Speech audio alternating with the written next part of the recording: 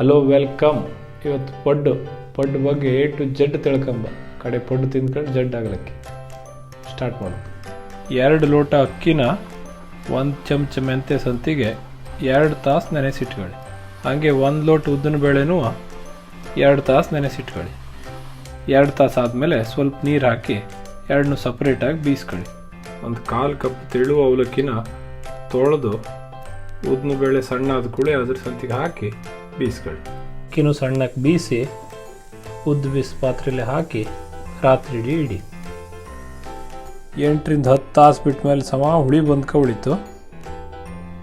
ಅದಕ್ಕೆ ಇದಷ್ಟನ್ನು ಕೊಚ್ಚಿ ಹಾಕಿ 1 ಉಳ್ಳಾಗಡ್ಡೆ ಉಳ್ಳಿಗಡ್ಡೆ, ಸ್ವಲ್ಪ ಶುಂಠಿ, ಕರಿಬೇವಿನ ಸೊಪ್ಪು, ಕೊತ್ತಂಬರಿ ಸೊಪ್ಪು, ಮೆಣಸು ಎಲ್ಲ ಇದರಲ್ಲಿ ಹಾಕಿ ಕತ್ತು ಸುಲ್ಲಾಕಿ ಕಲ್ತೀವಿ.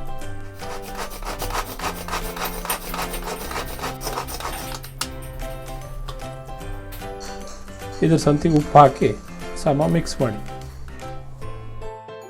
ಈಗ ಒಂಚೂರು ಎಣ್ಣೆ ಬಿಟ್ಕೊಳ್ಳಿ. ನೇಯಕಲ್ಲ ಮತ್ತು ಬಂಡಿಗೆ ಪಡ್ಡು ಮಾಡಲು ರೆಡಿ.